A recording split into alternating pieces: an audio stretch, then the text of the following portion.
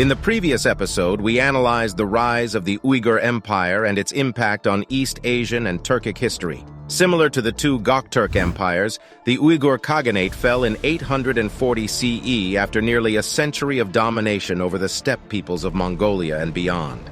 But having helped overthrow the Göktürks 100 years earlier, the Uyghurs were now the victims of an invasion themselves, this time led by the Kyrgyz. This tribe was one of the oldest ancient Turkic entities we know of. Originally residing near the Yenisei River, they moved to Lake Baikal and later resettled in the Sayan Mountains near the Altai, birthplace of the Göktürks. While the Uyghurs had distanced themselves from Turkic traditions and religion, the Kyrgyz reverted to the customs of the Göktürks. But the Khaganate that the Kyrgyz established was unlike those of the Göktürks and Uyghurs. The Kyrgyz never settled in cities, nor did they cultivate an extensive bureaucracy. Indeed, the Kyrgyz remained nomadic to the end. Before we begin, don't forget to like this video, subscribe, and click the notification bell so you won't miss any updates. With that being said, let's dive into the history of the Kyrgyz, their origins and culture, and the implications of their rule for Turkic and East Asian history alike. They became allies, rulers. Ohne sie findet man keine wahre Freiheit.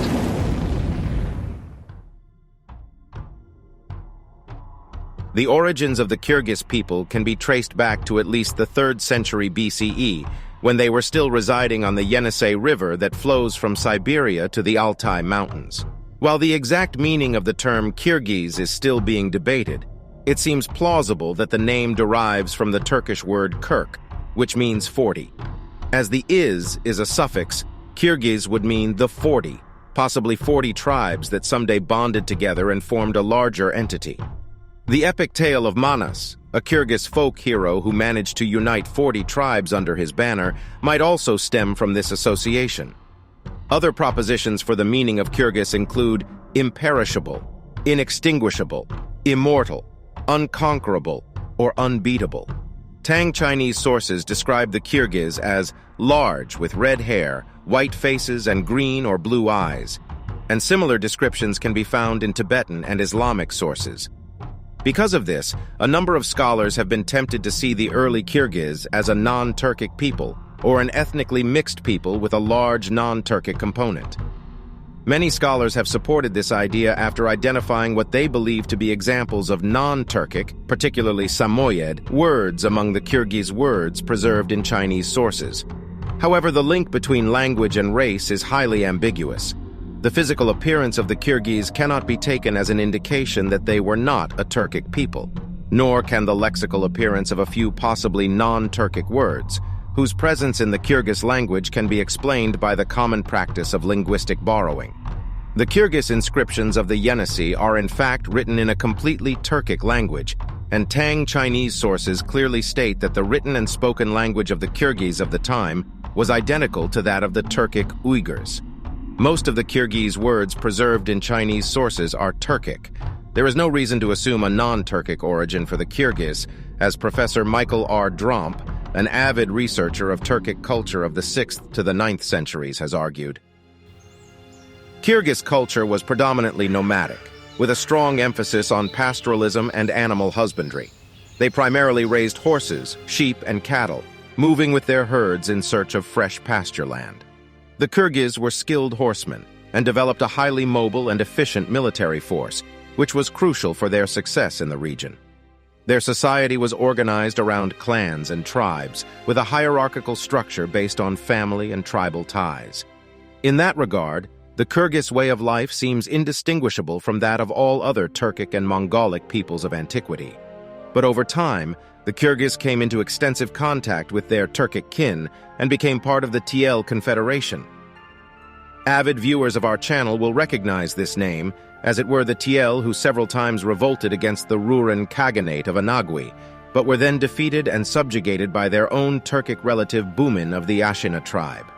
When Bumin then stormed into battle and defeated the Rouran twice, as a consequence overthrowing Anagui and proclaiming his own Göktürk Empire, he did so with the help of the Tiele Turks. However, it seems that the Kyrgyz had not been part of this alliance anymore. because between 554 and 560 CE, Bumin's son and successor Mukan was preoccupied with defeating and subjugating the Kyrgyz near Lake Baikal. This had not been a revolt of the Kyrgyz, but a defensive war to prohibit Mukan from integrating them into his empire. In the end, the Göktürks were victorious. We can conclude from the ancient sources, most of which were written in Chinese, that the Kyrgyz by the 6th century, during late antiquity, had become independent from the Tiele. In a similar vein, the Dokuz Oghuz, among them the Uyghur tribe, had also left the Tiele. But unlike the Uyghurs, the Kyrgyz were not interested in conquering the Göktürk Empire, at least for the time being. During the Second Göktürk Empire of Kutluk Ilturish Khagan, the Kyrgyz established an alliance with the Karluks, another Turkic confederation to the west of Mongolia. By that time, in the late 7th century, the Kyrgyz had ostensibly moved to the Sayan Mountains, near the Altai Mountains. As the Göktürks had been resettled by the Chinese after the fall of their first empire, they now wanted to return to their home and re-establish their rule over the region. Tonyukuk, general of the Göktürks, took both Kultagan and Bilge Khan, the future emperor, and defeated an army of 80,000 Kyrgyz warriors near the Sayan Mountains. Once again, the Kyrgyz had lost independence. When the Uyghurs took over the Khaganate, the Kyrgyz remained mere vassals of other Turkic tribes. But then, in 840 CE, the time had come for the Kyrgyz to finally break once and for all. In 839, a minister named Kurabir seized the throne of the Uyghur Empire with the help of 20,000 Shatuo. The Shatuo were Turkic peoples influenced by Chinese politics and culture. In the same year, there was a famine and an epidemic, with a particularly severe winter that killed much of the livestock the Uyghur economy was based on. Then, an Uyghur minister called Kutlug Bagha, rival of Kurabir, fled to the Kyrgyz and invited them to invade from the north. With a large army, they successfully sacked the Uyghur capital Ordu Balik, apparently razing it to the ground. The Kyrgyz captured the Uyghur Khagan, Kurabir, and promptly beheaded him. They went on to destroy other cities throughout the Uyghur Empire, burning them to the ground. The Uyghurs fled in two groups. A group consisting of 30,000 people, led by the Uyghur aristocrat Ormizd, sought refuge in Tang territory, but the Chinese emperor ordered the borders to be closed, thus prohibiting entry. The other group, 100,000 strong and led by Oge, the new and last Khagan of the Uyghur Empire, also fled to Tang territory and demanded a city to resettle in. As the Chinese emperor saw himself confronted by two groups of Turkic refugees, but with one being larger in size, he decided to grant Ormizd and his people asylum. In return, he used Ormizd's warriors to defeat the army of Oge. Interestingly, the Kyrgyz and Tang dynasty together launched a war between 840 and 848 against the remaining Uyghurs, using their claimed familial ties as justification for an alliance. Indeed, the Kyrgyz rulers claimed descent from a Chinese general called Li Ling, grandson of the famous Han Dynasty general Li Guang. The story goes that Li Ling was captured by the Xiongnu and defected in the 1st century BCE to the Huns. Since the Tang imperial Li family also claimed descent from Li Guang, the Kyrgyz Khagan was therefore recognized as a member of the Tang imperial family. Emperor Zhongzong of the Tang had even said to them the following: "Your nation and ours are of the same ancestral clan. You are not like other foreigners." In any case, with the Uyghur dynasty gone, the Kyrgyz received full control over Mongolia and the surrounding regions, including Lake Baikal, parts of Manchuria, and the Altai and Sayan mountains. The Kyrgyz did not, however, rule over the Tarim Basin, as other refugees from the Uyghur Empire resettled there and founded new kingdoms, which we mentioned in the previous episode. But rather than replace the Uyghurs as the lords of Mongolia, the Kyrgyz shorty thereafter continued to live in their traditional homeland, as they had for centuries. Since the Kyrgyz never built any structures, either in physical form by building temples and places of residence, or by manifesting a bureaucratic structure, no historical source explains the rule of law in the Kyrgyz territory, only some cultural customs regarding tribal affiliations, marriages, and so on. Can we then really speak of a Khaganate, if there was no real empire to begin with? The Kyrgyz Khaganate is a compelling topic of discussion in the field of Central Asian history. Although it is known for its short-lived nature, the question of whether this state was a real empire has been debated by scholars for years. We certainly know that their political entity had earned the title Kyrgyz El, as mentioned in the Orkhon inscriptions. On numerous websites online, this has been translated to Kyrgyz state. But El in Turkic does not necessarily mean state, but simply land. Thus, the Kyrgyz El was the land of the Kyrgyz, the region that they inhabited. The Göktürks did not recognize any imperial condition regarding the Kyrgyz, but merely that they used to be politically independent. Used to be because, as we have seen, they were later subjugated by the Göktürks. But first things first, the earliest known Kyrgyz leader was Bars Bek. This man ruled the Kyrgyz as supreme ruler from 693 to 711 CE, and even carried the title of Khagan, a title reserved for those who ruled over the sacred forest capital of the steppe, Otukhan. During Bars Bek's reign, it was Kapgan who ruled the Göktürk Empire from Otukhan. As such, Bars Bek was hostile to his government. However, the Kyrgyz ruler was soon pacified when he married a daughter of the late Ilturish, a woman whose name is not known to us. Kapgan, her uncle, then bestowed upon Bars Bek the title of Lesser Khagan, who was to rule over both the Kyrgyz and the Az tribes. We will return to the Turkic Az in another video. For the time being, Bars Bek remained loyal to Kapgan. But as we have seen, the triple alliance of the Kyrgyz with the Karluks and the Chinese against the Göktürks proved futile. After a 10-day trek through the snowy steppes, Tonyukuk's armies reached the Kyrgyz camp, raiding it overnight and killing Bars Bek in the process. Once again, the Kyrgyz became subjects of the Göktürks, and even after the fall of the Göktürk Khaganate, they did not regain their independence due to Uyghur conquest. This only changed after the Kyrgyz raided the Uyghurs' capital, Ordu Balik.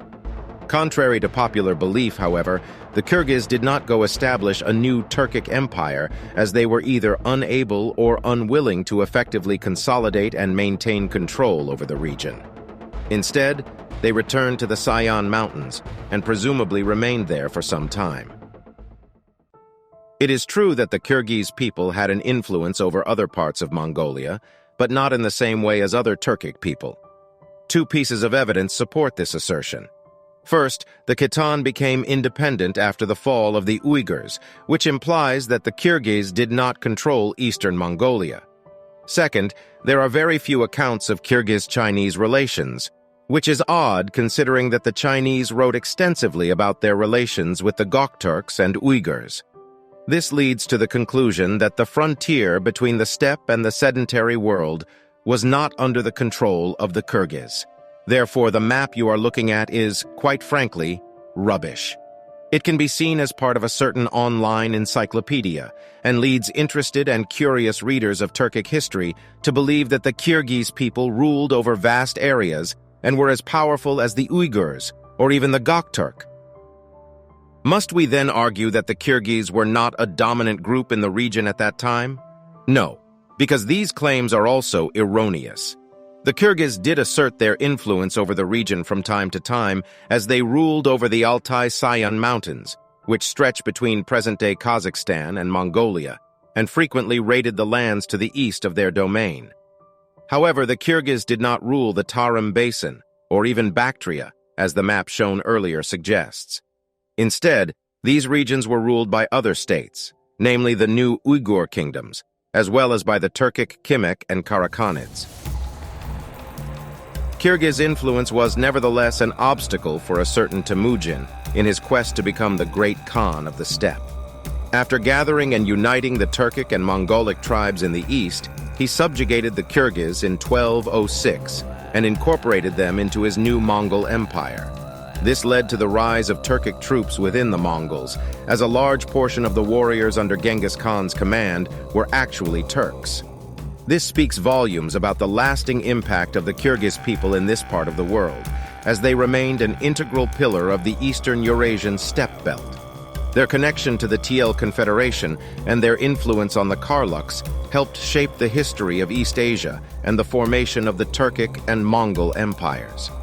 The Karluk-Kyrgyz alliance with the Uyghurs against the Göktürks led to the dissolution of the Göktürk state, to the rise of the Manichaean Uyghurs, and the subsequent migration of many Turkic tribes away from East Asia to the west.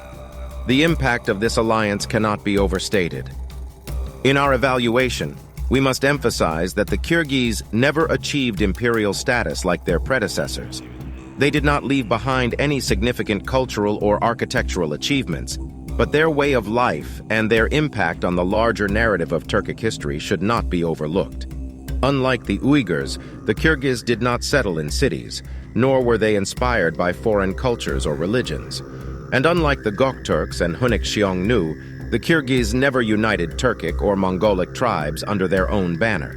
Instead, the Kyrgyz remained true to the ways of their ancestors, remaining firm believers of Tengrism, adhering to the ancient Turkic traditions, and even reverting from the Uyghur script back to the Göktürk script, with some minor modifications in style.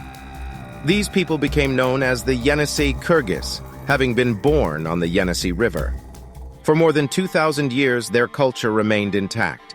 And while the origins of the modern Kyrgyz people have long been debated, they are certainly linked by heritage to the ancient Kyrgyz of the Sayan Mountains. Perhaps this is the reason why, of all independent Turkic states, Kyrgyzstan is the one most deeply connected to ancient Turkic culture. Thank you for watching. Don't forget to support us on Patreon. You can also become a member of our channel right here on YouTube. See you next time.